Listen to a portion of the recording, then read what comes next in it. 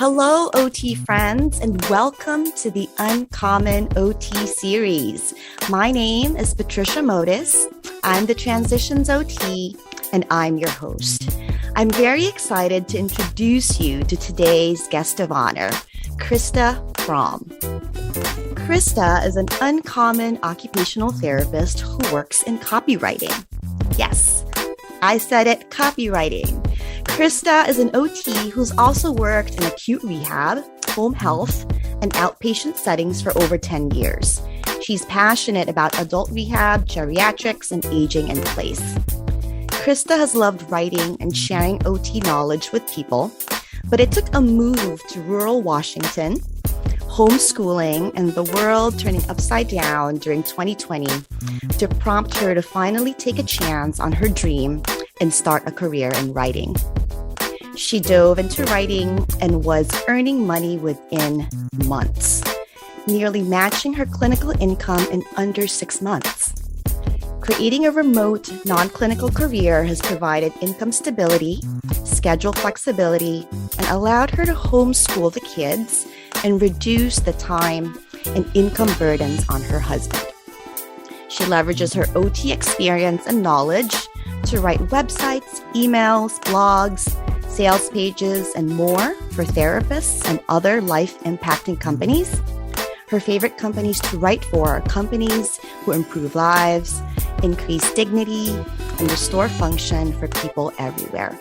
So without further ado, I'd like to present to you Krista Frahm. Hi, Krista. Welcome to the show. Hi. Thank you for having me today. It's a pleasure. You're welcome. I'm super excited to introduce the OT world to the OT world of copywriting and really talking, in more detail about how that could really help us OT entrepreneurs, right? Who are trying to really explain our service and, with your assistance. So before getting to all of that and all of those meaty details, would you mind just sharing with us a little bit about yourself? Sure. Thank you. Currently, we live in central Washington, and kind of like the intro said, we're out pretty rural. So there are not a lot of opportunities for traditional OT jobs. Mm-hmm. We live by a lake and near the forest, which has just been an incredible blessing to our family just to have so much space outdoors. I personally like to hike, paddleboard, and we love traveling when the option is easier to do. Mm-hmm. We have 2 boys who are 11 and 8 years old. They have been in public school, they've been in private school, and now we are on our 3rd year with homeschooling. And I've always enjoyed writing, and that's kind of what nudged me towards this career and this uncommon OT role that I have. Oh, thanks so much for sharing some of that. It sounds so picturesque where you are, and it sounds kind of like the perfect writer's retreat. Yeah, one would imagine, right? It is beautiful. I didn't really know much about this area. It's in Chelan, Washington. And until we moved here, really. And even now I have to kind of remind myself to take a moment and look around and really just enjoy it because it's gorgeous. Well, our listeners can't see it, but I can see outside your window and I see fall is kind of, crisping up over there and becoming apparent with those beautiful colors. Mm-hmm. Yeah. So nice. So thanks again for joining us and for, sharing with us a little bit about you and, where you're from and where you exist on a typical day. Can you describe to us a little bit about your uncommon OT work of copywriting? Yeah. And you did a pretty good job of describing it. Like you said, we try to take the words and the mission of entrepreneurs or businesses and capture it into words so that we can put it on the website or their marketing so that people understand what it is, they know it applies to them, and they can connect with it so they can get the services that they need. It really is kind of like content writing with more of a purpose. It's not just to fill the page, it's really to lead people to connect with those services or products and take action. Okay. I hear a lot of OT back there in the background with some of those things that you've described, action being the last one, right? So who do you typically pitch your your copywriting too. Who are your clients and what are typically their needs? Mm-hmm. Originally, I honestly wasn't going to go for therapy clients or therapists or even really much in the medical field, just because I was a little bit burned out, a little bit tired of healthcare. And so I Mm-hmm. thought I didn't know who I was going to write for. I just figured it doesn't matter. I'll just write for some business. I like writing. I can write for anything. But as I got started and started to see kind of the transition that companies would have when they couldn't fill their schedules or they couldn't sell their services, and then through copywriting, they can reach more people and ultimately change more lives. That's when I really decided that the customers that I want or the clients that I want to see and work with are the clients who are basically supporting OT or OT adjacent goals. They're changing lives, they're improving independence, they're empowering people. You're just meeting needs through their services. But Mm-hmm. if people can't find their services because they won't show up on Google searches or their marketing is just so confusing that people Mm-hmm. don't know it's actually for them, then they can't get the help they need. Got So it. those are really the clients I've fallen in love with, whether it's OT or medical equipment developers who are creating things that are really improving people's lives. Mm-hmm. It's been a lot more fun to write for than just some random company where the mission is fine, but it's not really doing much in the world. Yeah, so it sounds like these companies' missions kind of align with yours to a certain degree too. Yeah. And I love how you're blending your passion for writing and your knowledge of OT systems and work with clients all Mhm. kind of wrapped into one, Yeah. right? And OTs understand what they do and they know the impact, but they can't always put the words to it to help other people understand. Yes. And also the medical device entrepreneurs who are creating things, they know almost what their target is, but they miss it just slightly. But because I've worked in patient care and I've needed that piece of equipment, I can tell them kind of exactly the need that they're meeting, and that helps Yes. clarify their messaging a lot. Oh, that's great. Do you have an example for us about that?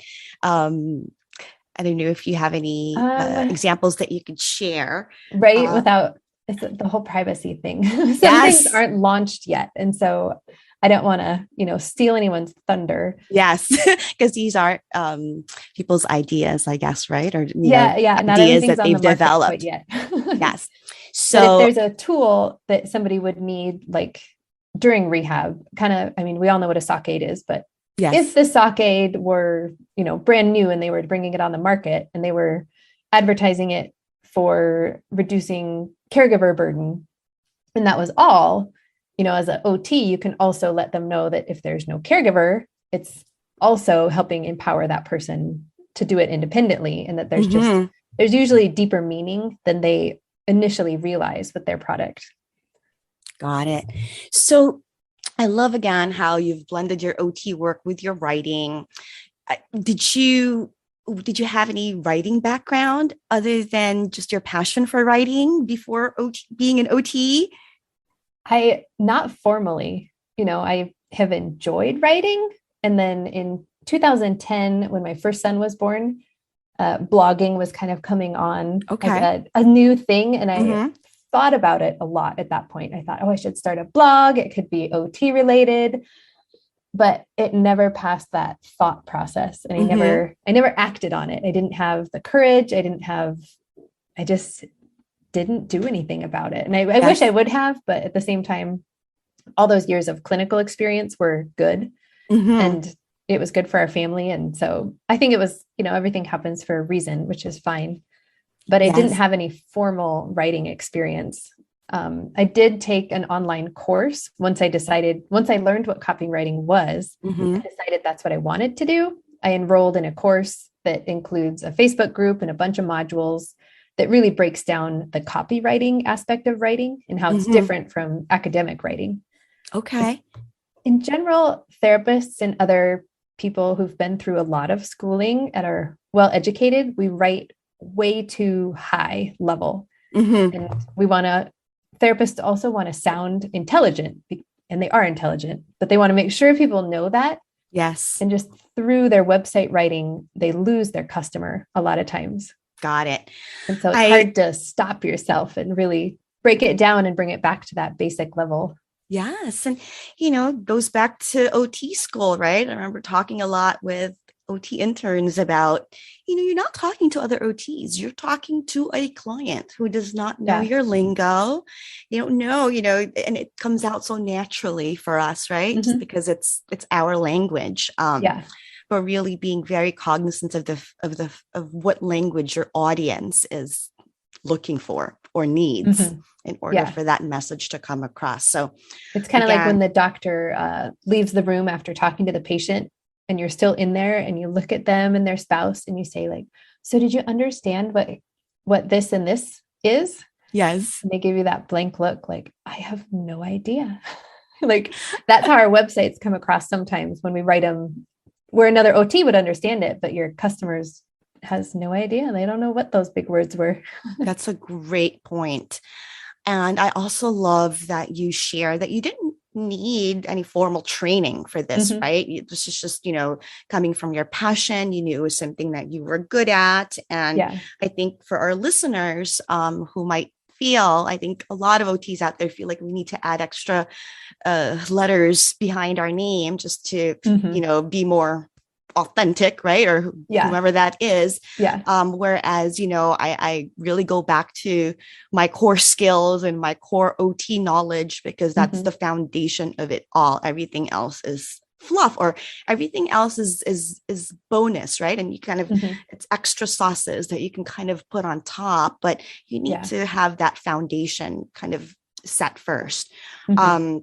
So that's really great. And that, there's also options of kind of learning, general information about copywriting that's available, virtually, that you kind of took advantage of. So, and I would highly recommend that course. We can probably link in the show notes. It's just a very comprehensive course, and also worked a lot on mindset, which is what blocks a lot of professionals from pivoting into writing. Because we think we need another degree because we like degrees. They make us feel like we know what we're doing. Or we just think it's not possible, or I don't deserve it, or I'm wasting my master's degree by jumping into this writing career where I don't even need a degree at all. So it really helps us through all that kind of junk so that you can just then get into the writing and go confidently. Yes. Again, my point, precisely the point of this podcast, is to remind OTs that we can be a lot of different things. And the fact that we're OTs on top of that just makes us even more excellent for those roles. So I see that, loudly and proudly. Yes. So it needs to be said. So it's good. Yeah. And, again, other OTs who are writers are going to hear this, right? And the goal is to inspire them and to have them see that, look, Krista went about it this way. This is how she did it. And, it sounds like it could be realistic for me too. And I'm happy to connect with other people who are interested. And there's always an abundance of work. If you think about how many OT clinics are just in one metropolitan area, and the potential for any of them needing their website changed, or if they're pivoting to a new audience, and then you think of all the different cities across this country and Canada and the world, and you're like, there's so much work. So people shouldn't really limit themselves if they think it's saturated. I'm already thinking me, of course, right? Like for me and how you could assist. So here I am. I work with non-for-profits, right? And I really try to pitch OT services to them. And that's not hard, right? You go in, you offer your services, pro bono. But it's once you get there and you have to explain these services specific to the mission of this nonprofit to the consumers of their services, then that's where I think the challenge really lies, because, of course, we do needs assessments and such. But how wonderful would it be if I had a copywriter on staff to help me, find the words to just kind of make a more, be clearer. That'll just, I'm thinking already time efficiency, right? And really simplify and clarify that message. So, without watering it down to make it sound like you're not really doing anything. Yes. Yeah. And particularly because you're an OT, so you know Yeah. what I'm trying to do, or Mm-hmm. you know what I'm trying to offer. So Yeah. I love that. We're going to have to collaborate more Sounds after good. this interview. But yeah, so, you've always liked writing. Was there anything in particular that, aside from the things that you've already mentioned, that inspired you or drew you to this type of OT work that you'd like to add? Well, the way I found copywriting, I thought was kind of interesting. And I stumbled upon it really with a miscommunication in a volunteer job that I was doing. I had been writing for a nonprofit in our town. It's a school that was starting up, and they wanted something. So they're like, just write blogs or just, write something for us. And so I didn't really know what I was doing, but I was like, sure. I love how they were working with the kids and their mission. And I loved them. So it was easy to write about them. They were doing great things, but I had no idea that was copywriting. I probably wasn't copywriting because I didn't really have a point to my writing. It was just writing bunches of paragraphs. I don't know. And the same with their social media posts. And as I went, from year to year doing it, I started to refine the process a little bit and figure out what worked. And then finally a parent came in who was also helping out, and she said, "Oh, you write great copy." And I was like, "I didn't copy anything. What are you talking about?" She's like, "No, copywriting. That's what you're doing. You're like writing the copy or the content that you put in here." So then of course I Google searched, and then I got targeted for ads for copywriting courses and copywriting careers. And I was like, oh, this is a whole thing. Yes. Oh, I love that. So I just found it through volunteering, and then somebody not understanding what she was saying, really copywriting. But I mean, it's great to kind of have a title, right? So to speak, because then it's easier to find resources that way. And also to pitch your service, I guess, right? Because there's also that like word that's, that seems to be clearer for people. This particular woman knew what copy was right away. Yeah. And if you just say writer, they don't know if you're writing books or if you're writing, they don't know what you're writing or what the goal of it is. But copywriting is really moving that reader to action. Okay. Getting them to the desired action and leading them through that. Okay. So maybe that will bring me to my next question. Would it be possible for you to describe to us a little bit what a typical, like if a client were to reach out to you, what would they be looking for, and how would the process go? Like, what would your brainstorming, session be like? And how long does something like that take? Yeah. Whatever you can share about that. Well, a lot of times businesses find out about copywriting through other businesses or their network. Somewhere along the line, somebody says, you need to build a website and you can write it yourself, but it would probably be better and more effective if you have some copywriting or copywriter write it for you. And then usually people do kind of network to find people. Obviously, I have a website that I hope will pull up when people are searching for me or therapy, copywriting. Okay. And then they can book a discovery call, which is just a 30-minute kind of meet and greet to find out what their goals are and what they're even looking for. Because sometimes, and this happened with another OT, she was really overwhelmed and she knew she needed help. And I had noticed her ads on Facebook were like really repetitive. And so I just contacted her and I said, do you know anything about strategy or copywriting, or do you need my services? But after we talked and kind of discussed where she was in her business, what she really needed was a VA to take a good load off. Okay. And then down the road, she'd be ready to focus and clarify and get a copywriter. Because it's not, it's not the solution for everything, but we do that discovery call. And usually they need a website or they need a landing page, maybe for a course or a product or something that they're promoting. And then the social media posts will go along with that a lot of times. Some people write their own, some people write some of their own and then outsource some of those like bigger, longer, more action-oriented posts. And so we just kind of figure out what they need and what the strategy might be going forward. Because I don't want to sell services that aren't needed. There's no point in that. If they're not going to get a return on their investment, I don't want to ask for their money. Okay. Sounds So, like a true OT too. right? Yeah. You've got Want the to find OT heart. solutions. Yeah. Yes. But I mean, it all depends on this discovery call, right? Because not everyone needs a website. Some folks already have a Mhm. website. They may just need, they may Yeah. have just a new course that they're trying to roll out Mhm.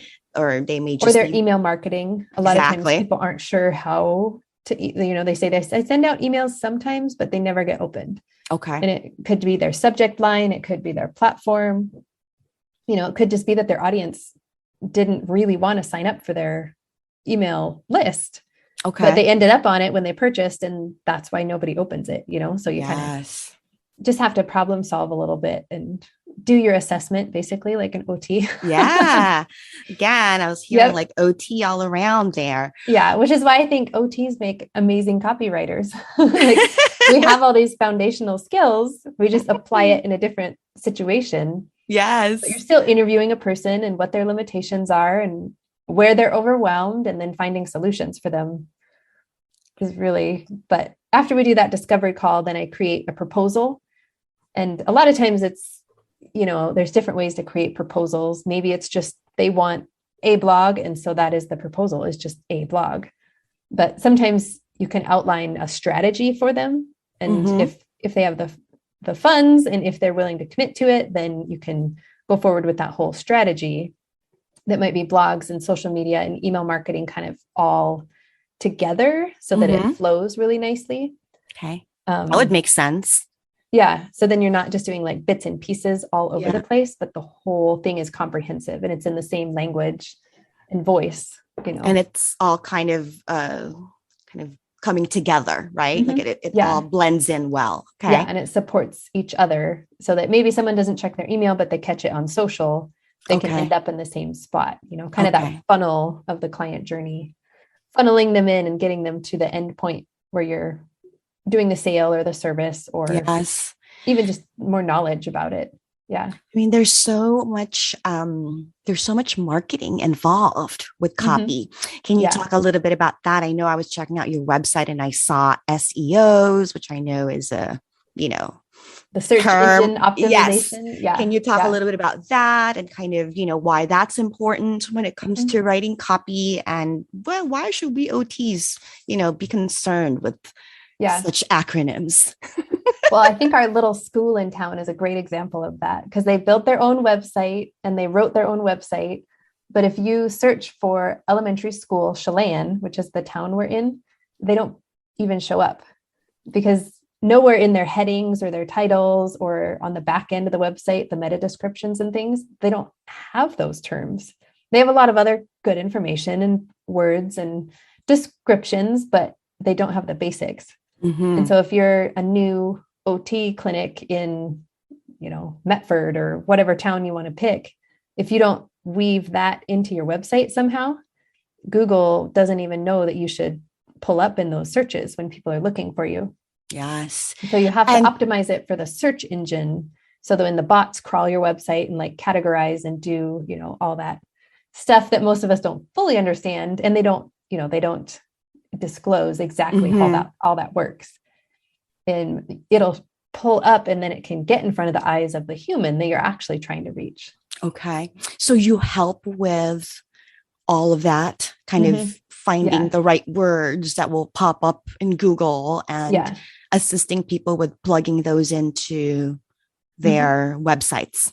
Yeah. And it should just flow naturally so that you don't realize you're being fed keywords, on the Yes. website, but they have to be in there. And really, that's the difference between content writing, which is just writing information, Mm-hmm. and copywriting, which really has that end goal in mind of speaking to the reader who reads in depth, kind of the digger, the one who reads Uh-huh. everything on the website, the Mm-hmm. skimmer who pulls it up on their phone, on the sidelines of soccer practice, and just really reads the headlines and maybe like two other lines. You still Yes. want them to understand everything. And then you also have to talk to the Google bot, which is crawling the website, because that one, the bots are what kind of rule everything and decide what shows up on Google and what doesn't. So, Yes. So can I ask that question? Why is it so important that we show up on Google? I mean, I know everyone Googles everything, right? Exactly. Is that the Everyone reason? Googles everything. So if your Yes. kid is, maybe they won't sit still during dinner ever, and like they literally can't sit long enough to eat a meal, that's what the parent's going to put into Google. They're not going to say occupational therapy because they don't know that's the solution yet. Yes. They say like, why won't my kid sit still for dinner? Or how do I get my kid to sit still for dinner? And so those are kind of the blogs titles maybe, or headings that you would put into copywriting. You kind of find your target audience, find what their issues are, and then you answer those. And then it directs you to the service if they need further help with it. Got it. So you kind of have to show up on Google if your audience is searching for your solutions on Google. Yes. Some people do just social media, and they have such a big audience and such a big presence that they don't need a huge website also, but then they're putting all their time and energy into social media. And it was just a couple of weeks ago that it went down for 12 hours. And everybody was like, oh no. Yes. And that prompted a lot of folks to, start email lists. That way they have another way of accessing their clients, right? Yeah. And that was a good example that social media is kind of like building on leased land. It can be taken away at any point in time. Yes. But your website, you own that, and that is your foundation. And you can make these blogs and then send them out to social media, but it pulls people back to your website where they can always find you. Yes. And it's not up to social media to dictate any of that. Yeah. So great. This is such useful and like just super practical information, right? I mean, if I were an OT, thinking of, branching out into my own, little side passion project, and, I'm stuck on how to explain my service or how to present my service to the world, then I can call on to the service of an OT copywriter to really help me kind of define all of that. Yeah. And sometimes people launch their service or launch their course and run it for just a little bit and try, it's almost like that beta testing group gets through, and then you refine your message. That's one thing that I've really found out in a short amount of time. And I've talked with some other copywriters, especially in healthcare also, who have the same issue. They like new clinics and new OT practices don't always know who they are and what their goal is right at the beginning. Sometimes you have to run it for just a little bit, make sure it starts to work, and then refine, is this really what I want to do? Or do I want to focus on a slightly different area? Yes. Once you know what your mission is, your brand, kind of your voice and your tone, then it's easier to write the website. It has a focus and it's much stronger. Yeah. I believe that. I feel that I've kind of gone through that myself personally, like in my own kind of defining the services that I'm offering. And, and I think that also happens to us as OTs over time, right? It does. Especially for some of us who've been practicing for a little bit longer than, most. It's really, we evolve into a different OT, right? And hopefully into the OTs that we kind of desire to be at this time. Like you're this OT copywriter right now. And that's, working out really nicely, and you're able to have income from it. Can I ask you a little bit about your rates and, how you're able to, how do you charge for your services? Yeah. I charge per project because then it's just a flat fee. Nobody has to really wonder about how many hours it's going to take me. If it takes me longer to write something, then they still pay the same amount. It's not going to be like, oh, well, I was distracted or slow that day, and so you're getting charged more. It's just, okay, got it. Yeah. Sounds fair. Flat rate for everything. And it's higher than the prices you would find on like a job board or something, but that's because there is more of that intention behind the writing. I research the SEO, find the keywords, really get into your audience and what they're going to be asking. And all my writing goes through an editor also. Oh, okay. It's amazing how much you don't find the errors in your own work, and I don't want my clients to have to find them for me. Yes. And that helps just have a different set of eyes, read through it first, look at the structure and all the grammar and the little stuff. But yeah. So let's see, blogs. Currently, prices are subject to change, as the market changes. Yes. Blogs are between $250 and $300. Okay. Website pages are currently at $350 each. And then I have landing pages, which are longer pages and more of like a sales page. They're just much more in depth and a lot more to them, but they really rank faster. And oftentimes they're sent to a warm audience also. Like a warm audience comes in and then you have a little bit higher conversion rate. But those are $550. Those are really fun to write also. Okay. My favorite. And then I do emails occasionally. I've been doing some, or newsletters. I definitely those. And those are $75 each. Okay. And then in the future, I don't know what form it's going to take as it evolves, but I've just found out that so many OTs and other business owners really don't know their brand voice, or even deeply, they don't know their values. They haven't put them to paper. So that's something I want to offer in the future, whether it be in like a mini course or some group coaching, or I don't know, something like that helps people define their voice and what their tone is with their writing. And so then they can keep going forward with that. Yes. And we get a much stronger website out of it. I think you'd be so great at that. Just in our conversation alone today, to me, it sounds like it's more than just just writing. It's really writing for the right people and helping those particular individuals really put their message across, right? And the message is usually themed around empowerment and helping others. And I really, admire that.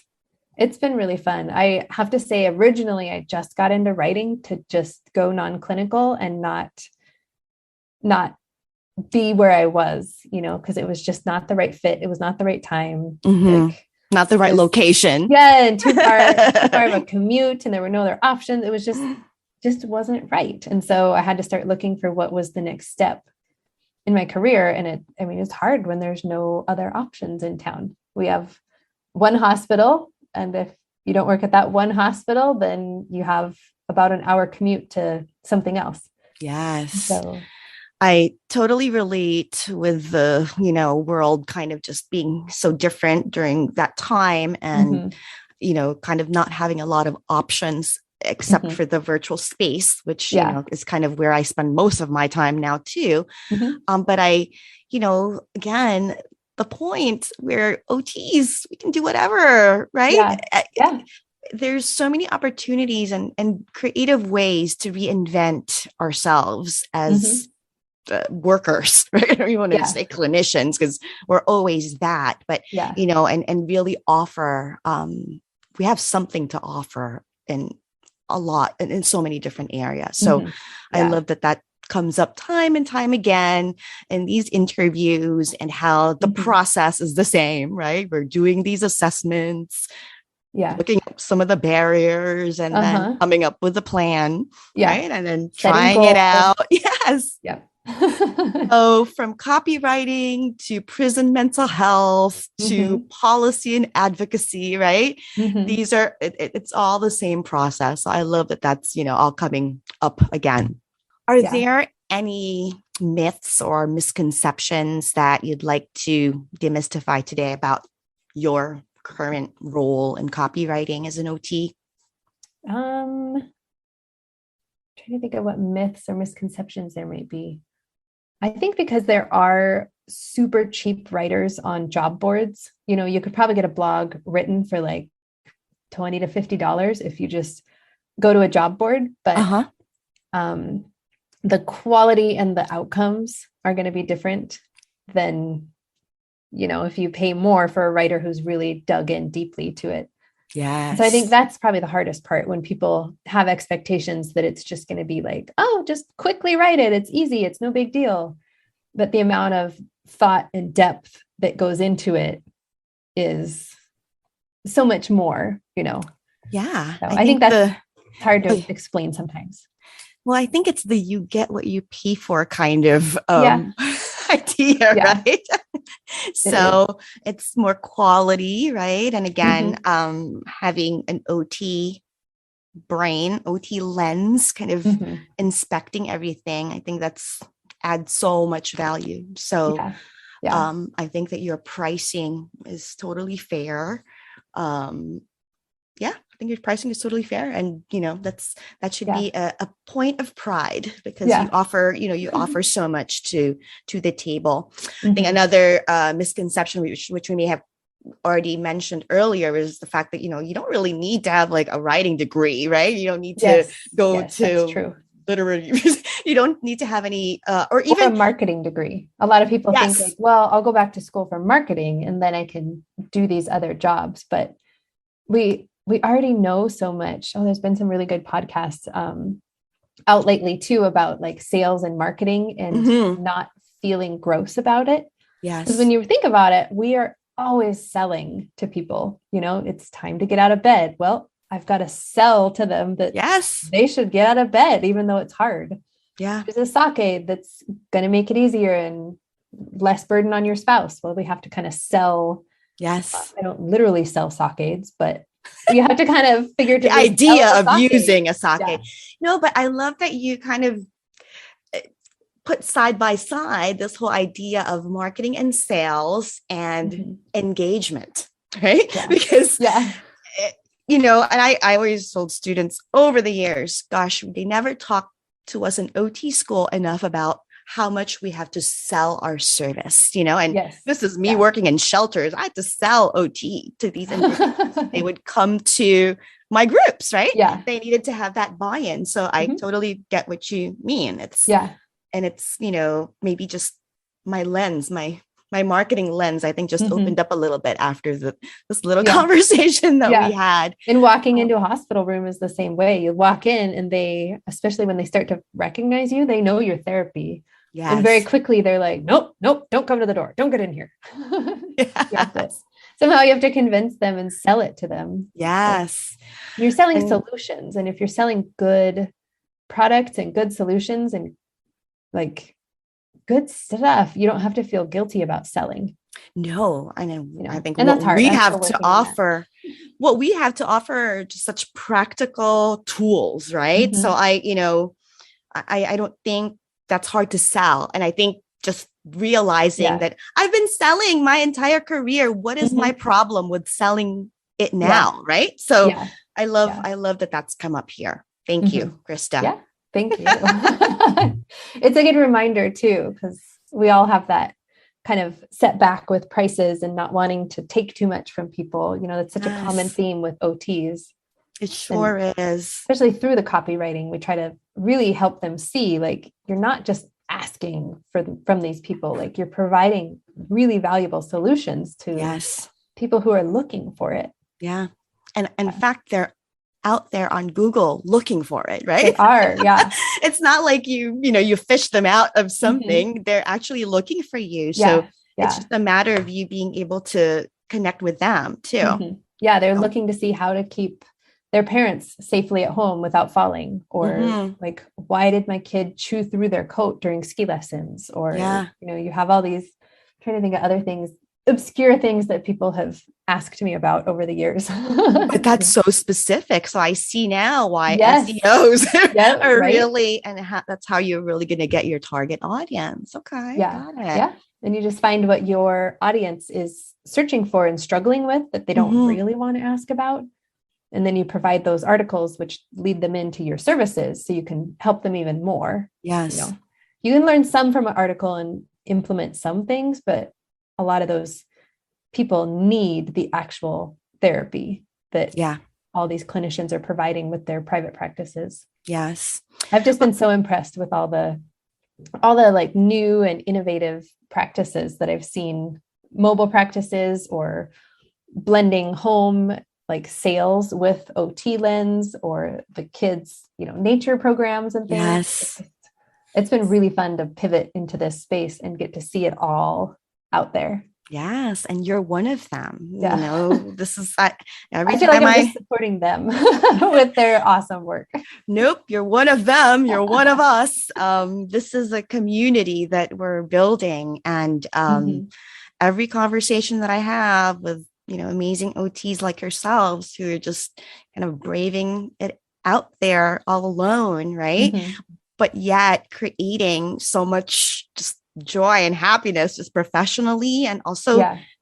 there's this great sense of accomplishment when it comes Mhm. to building something from the ground up, Yeah. as a solopreneur. I Mhm. hold so much pride in that. And my partner jokes with me all the time, Mhm. about like, wow, this can't believe like and I was like, I can't believe it either. But, but I hold so much pride in that. And I can't help but sense that from you, too, just in Yeah. terms of how the Yeah. past few years have sort of panned out for you. Do Yeah. you have any advice for other aspiring OT writers who want to expand and go into entrepreneurship just like yourself? Yeah. I would say take the leap. And, I'm happy to connect with people about the specific course that I took because I feel like it just was so foundational to that change. Initially I thought, I don't need a course, I'll figure this out. But when I saw the prices on job boards and whatnot, I was like, I don't want to go that route. Like Mm-hmm. I want to do better and have more impact. And I think that really helped. Yeah, stay away from anybody who promises a get rich quick type of a thing, because we know that it takes hard work and skill building and time to really Yes. build a true solid business. Mm-hmm. Let's see what else. Definitely like mindset books. Lots of things about changing your mindset and like opening the potential, Mm-hmm. was very helpful. The Slight Edge was a really good one that I started reading early on, and it kind of helped show me like those little tiny steps and redirections over time get you into a totally new space where you want to be. Yes. I'm a big Yeah. Brene Brown fan and Yes. her, Yes. Dare to Lead stuff. Mhm. Whenever I feel like I need a little pick me upper and like a little kick in the butt, that's usually my go-to. Yeah. Yeah. Pull more quotes and keep throwing those Yes. around. And if we're all passing them around on social media, then we're all reading them and seeing them constantly also. Yes. So it's And a good positive loop. yes, people love them. They're affirmations. Mhm. They're little boosts. Yeah. And really, I think the biggest fear I had was that my investment was going to be totally wasted. Ah. That I would pay for a course and I would pay for a website and then nothing would work out. And it Mm-hmm. would just be a total flop and embarrassing. But when you think about starting a business, starting a writing business is so inexpensive compared to Mm-hmm. starting a bricks and mortar and getting rent and Yeah. supplies and all that kind of stuff. I think the course is close to $2,000, which is a big chunk of change, but it's Mm-hmm. lifetime access. It's the group, it's the mentorship, like it's everything. Yeah. And if life happens and you get derailed for a while, you don't lose that. You can come back to it when you're able and you just build back up again. Mm-hmm. So I think that's really valuable for people because we all have stuff happen in life and seasons where we just can't go forward. So Yes, those are great yeah. tips and really great pieces of advice. And, this whole idea of which I think touches upon, just again, taking continuing education courses, right? Mhm. To Yeah. fill ourselves and Yeah. to get to the point where, I feel like this is the extra that I needed in order to be able Mhm. to, offer this in a more confident way, right? Which Yes. is Yeah. kind of like you touched upon the mindset part. Uh-huh. And I I want to do that too. These Yeah. are, totally, so I'm glad that you're bringing that up because Mhm. I think OTs I want to suggest that they kind of really take a look at, what do you need? What else do you need to Yeah. you feel like this is something that you can offer Yeah. But without don't stay stuck overdoing there. it? Yes. And Because we will exactly. keep taking courses and keep Yes. filling our like CE bucket. And then pretty Yes. soon you haven't taken a step forward though. So Like you have to using move that forward uncomfortably. and to use it to really propel you, right? And Yeah. to build sort of momentum, which I think is kind of what it did for you and your life circumstances at the time. Definitely. And even early on, when I wasn't even all the way through the course yet, and I had like client opportunities and I could write for a couple of people, I just could see the difference in the impact, even though I wasn't even through the whole course yet. I like didn't know so much, but I knew just enough more to make it so much more valuable. So it was just, it's nice. Then you're providing value, which is what OTs want to do. Yes. No OT wants to provide a service that does nothing. No. And for me, it's rare. I think it's rare that we would do that unless you were just kind of following a cookie cutter kind of approach. Right. Yeah.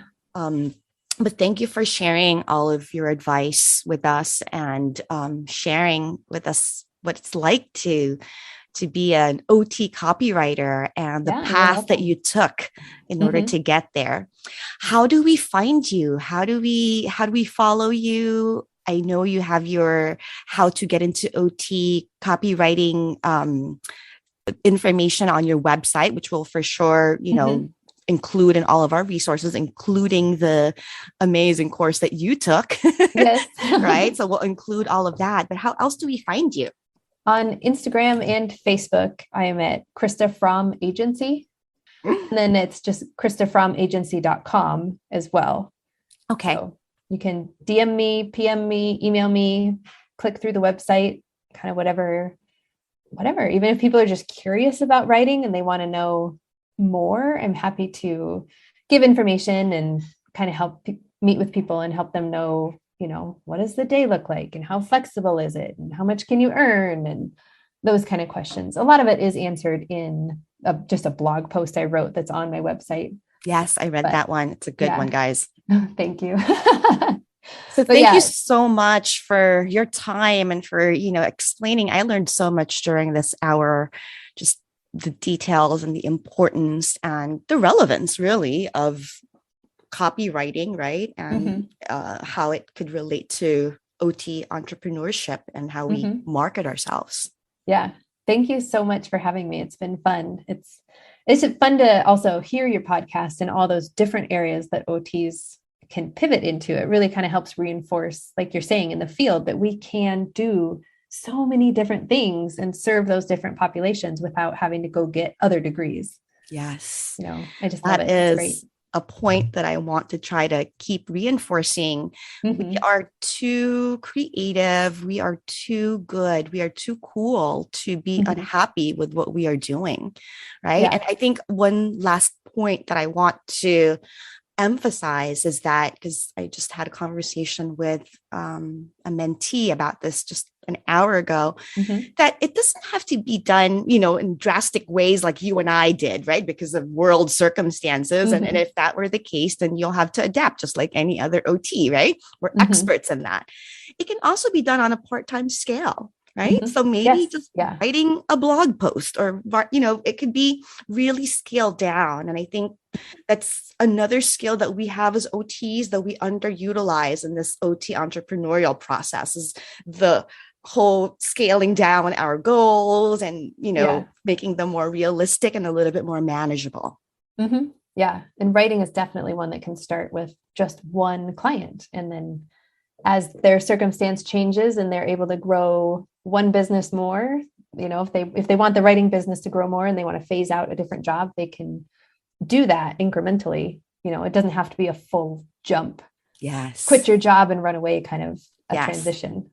So, and I think that's a question that comes up a lot. Like, how did you do it? Well, slowly, right? One little step at a time is how I got over here. Yes. So thank you again for sharing all of this amazing information with us, Krista. And I look forward to connecting with you further about my website and my marketing material. Sounds good. I look forward to talking to you. Thank you again for having me. And that wraps up another inspiring episode of the Uncommon OT series. Connect with me at www.transitionsot.com. And don't forget to sign up to be part of the Transitions OT community. By doing so, you'll receive my latest compiled list of uncommon OT practice settings, the latest news on mentoring offerings, uncommon OT live events, non-traditional OT resources, and more. You may also follow me on my social media pages on Instagram and LinkedIn.